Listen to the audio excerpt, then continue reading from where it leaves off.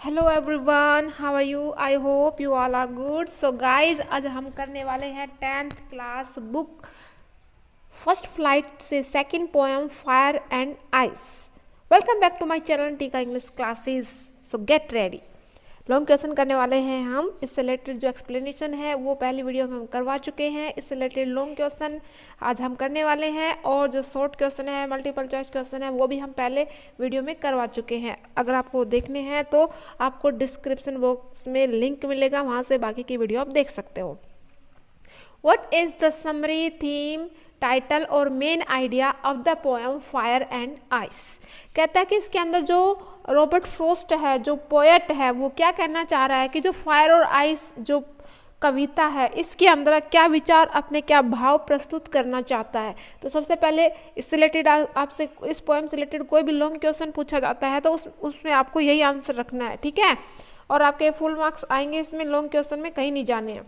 Introduction में आप क्या लिखोगे? This poem is a meditation. ये जो कविता है क्या है? एक मेडिटेशन है। मेडिटेशन का मतलब क्या होता है बच्चे? मेडिटेशन का मतलब होता है चिंतन करना। On the end of the world, कहते हैं कि संसार के अंत के बारे में चिंतन करने के बारे में है कि संसार का जो अंत है वो कैसे होना है। अलग अलग लोगों के ग्रुप ने अलग अलग विचार प्रस्तुत किए हैं। किसके अकॉर्ड, किसमें ये लिखा है कि संसार का अंत फायर से होगा, किसमें ये लिखा गया, कहा गया है कि संसार का जो अंत है वो किससे होगा? आइस से होगा। और आइस और फायर किसका सिंबल है, ये सब यहाँ पर बताया गया है। तो बने रहिए मेरे साथ। फटाफट वीडियो को लाइक कर दीजिए, चैनल को सब्सक्राइब कर दीजिए, बेल आइकन को प्रेस कर दीजिए ताकि सही समय पर आप तक नोटिफिकेशन पहुंचता रहे। This poem has been written by Robert Frost. Robert Frost के द्वारा जो ये कविता है वो लिखी गई है। This poem is about fire and ice। ये जो पोएम है, ये जो पोएम है वो किसके बारे में है बच्चे? वो है फायर और आइस के बारे में। Clear? Get it? In this poem, people have different kind of ideas about fire and ice। कहते हैं इस कविता के अंदर लोगों के अलग अलग विचार है, ठीक है। दो प्रकार के ग्रुप है यहाँ लोगों के, तो उन दोनों के अलग अलग विचार है। कैसे विचार हैं? सम पीपल से, कुछ लोग तो ये कहते हैं, क्या कहते हैं भाई? कुछ लोगों का ये है कहना। क्या है कहना? Some people say that the world will end in fire. कुछ लोग ये मानते हैं कि संसार का जो अंत है वो किससे होना है? फायर से होना है, आग से होना है, ठीक है बेटा। यहाँ पर जो फायर है वो एक एज ए सिंबल यहाँ पर यूज किया गया है। फायर का मतलब होता है डिजायर, ठीक है, इच्छाएं, विशेष, लोगों की इच्छाएं। कहते कि भाई यहाँ पर फायर और डिजायर का क्या कॉम्बिनेशन है? फायर का मतलब होता है इच्छा की एक दिन, कभी ये कहना चाह रहा है कि एक दिन लोगों की इच्छा इतनी ज़्यादा बढ़ जाएंगी कि वो अपनी इच्छाओं की पूर्ति करने के लिए, उसको फुलफिल करने के लिए एक दूसरे का नुकसान करना शुरू कर देंगे। और इस तरीके से क्या होगा? एक दिन संसार का क्या हो जाएगा? अंत हो जाएगा। It is a belief. कहते कि ये जो कहते हैं ना कि संसार का जो अंत है फायर से होना है, ये इसका वर्णन कहाँ, किसमें लिखा गया है कि ऐसा होना है? ऐसा वर्णन कहाँ किया गया है? हालांकि ये जो बाइबल का जिक्र है, साइंटिस्ट का जिक्र है, आपकी पोइट्री में कहीं नहीं है, लेकिन ये जो लाइनें उठाई गई हैं, ये जो जिक्र किया गया है, ये किस में किया गया है? बाइबल में किया गया है। क्या किया गया है? It is a belief. ऐसा विश्वास किया जाता है, यह विश्वास है दैट हैज कम, ये जो विश्वास है दैट जो हैज कम आया है फ्रॉम द बाइबल। ऐसा ये विचार कहाँ से आया है? बाइबल से आया कि संसार का जो अंत है वो किससे होना है? फायर से होना है। अगर हम दूसरी तरफ बात करें, ऑन अदर हैंड, दूसरी तरफ अगर हम देखें, सम पीपल बिलीव दैट, कुछ लोगों का विश्वास है, क्या है? That the world will end in ice. कहते हैं कुछ लोग कहते हैं कि संसार का जो अंत है क्या किससे होना है? आइस से होना है, ठीक है। दिस बिलीफ, ये वाला जो विचार है ना कि आइस से संसार का जो होगा विनाश होगा, डिस्ट्रक्शन होगा, ये कहाँ से आया है? दिस बिलीफ, ये जो विश्वास है, हैज बीन गिवन, ये आया है, कहाँ से आया है? लिया गया है, गिवन टू अस, दिया गया है बाय साइंटिस्ट। ऐसा विचार हमें कहाँ से प्राप्त हुआ? साइंटिस्टों का ये कहना है, वैज्ञानिकों का ये कहना है कि इस संसार का जो अंत है किससे होना है? आइस से होना है, ठीक है। अब जैसे कि मैंने आपको पहले बता दिया था कि जो आइस का मतलब होता है हेटेड, घृणा, और दूसरी तरफ अगर हम कहें फायर का मतलब होता है डिजायर। कहते हैं on the basis of his taste, अगर हम कवि की बात करें तो कवि कहता है कि उसके टेस्ट के अनुसार, यहाँ पर टेस्ट का मतलब अपनी उसको चख कर देखना नहीं है, बल्कि टेस्ट का मतलब होता है एक्सपीरियंस, अपने एक्सपीरियंस के अनुसार, ऑफ वर्ल्डली डिजायर। कहते हैं जहां तक कि उसने एक्सपीरियंस किया है कि संसार में जो इच्छाएं हैं, the poet holds with those who favour the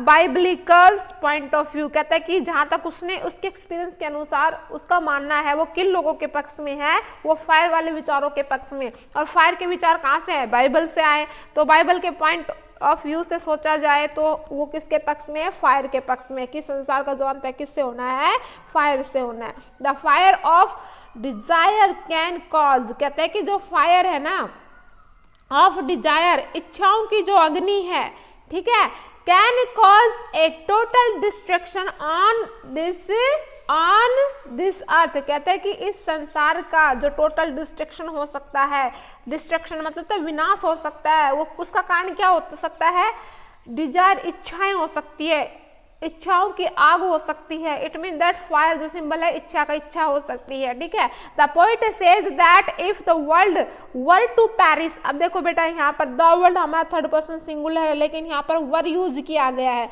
अब वर यूज कहाँ होता है, एक ऐसी पॉसिबिलिटी, एक ऐसी डिजायर, एक ऐसी विश जो ना के बराबर कंप्लीट होने वाली हो। सपोज करो if I were A bird, if I were a king, if I were A queen, ठीक है, if I were a fish, तो ये ऐसी इच्छा है मेरी कि मैं एक बर्ड हूँ, मैं क्वीन हूँ, मैं एक राजा हूँ। अभी फिलहाल तो मैं ये सब नहीं है ना, मैं एक फिश हूँ, मैं एक मछली हूँ, समथिंग है जो भी है, लेकिन ऐसी इच्छा जो बिल्कुल भी कंप्लीट होने वाली नहीं है कि फिलहाल तुम क्या हो, ये क्या है भाई, कहते हैं फिलहाल ऐसी इच्छा जो कभी भी पूरी होने वाली ना हो, उसके साथ हम थर्ड पर्सन के साथ हम क्या कर सकते हैं, फर्स्ट पर्सन के साथ, इन सब के सब क्या कर सकते हैं, वर का यूज कर सकते हैं। तो यहाँ पर एक वचन के साथ वर का यूज कर सकते हैं, ठीक है।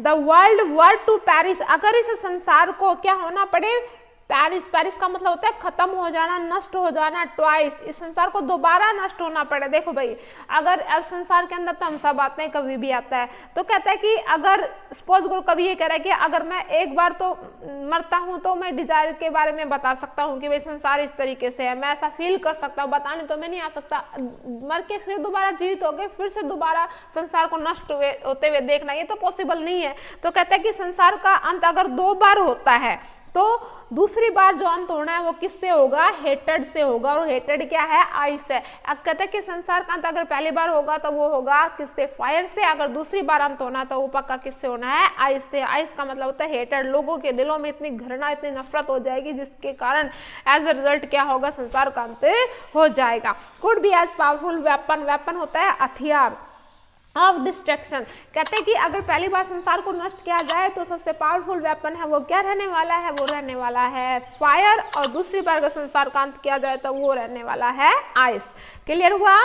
The poet has used fire and ice as the 2 symbols, 2 symbol यहाँ पर यूज किए गए हैं इन हिज पोएम, उसकी कविता के अंदर। फायर रिप्रेजेंट्स डिजायर, जैसा कि मैंने आपको पहले बता दिया था कि जो फायर है वो किसको रिप्रेजेंट्स करती है, डिजायर को, एंड आइस रिप्रेजेंट्स हेटेड, घृणा को, अमंग मैनकाइंड, मानवता के अंदर, ठीक है। मानवता में जो फायर है वो किसका सिंबल है, डिजायर का, और जो आइस है वो किसका है, हेटर का, घृणा का। Desire and hate are 2 deadly sin, deadly का मतलब होता है घातक, भयानक, सीन्स माने होता है पाप। कहते हैं ये दोनों एक भयानक पाप है, किसके, ऑफ मैनकाइंड, मानवता के लिए भयानक पाप है, भयानक विनाशकारी चीजें हैं ये दोनों। क्लियर हुआ बेटा। उसके बाद हम लेते हैं कंक्लूजन। कंक्लूजन में क्या करोगे, as a conclusion we can say that the poet uses many symbols and figure of speech, for example alliteration, anaphora, enjambment etcetera. बच्चों देखो मैंने आपको जो इससे रिलेटेड एक्सप्लेनेशन है वो मैं पहले वीडियो में करवा चुकी हूँ, और साथ में उसके लिटरेरी डिवाइसेस के साथ, वर्ड मीनिंग के साथ, क्वेश्चन आंसर के साथ मैंने इसको कंप्लीट करवा दिया है। आई होप आपको ये लॉन्ग क्वेश्चन अच्छे से समझ में आ गया होगा। तो फटाफट मेरी वीडियो को जिन बच्चों ने लाइक नहीं किया है वो लाइक कर दीजिएगा, चैनल को सब्सक्राइब कर दीजिएगा और बेल आइकन को प्रेस करना बिल्कुल मत भूलना, ठीक है। अपने दोस्तों के साथ शेयर भी कर देना।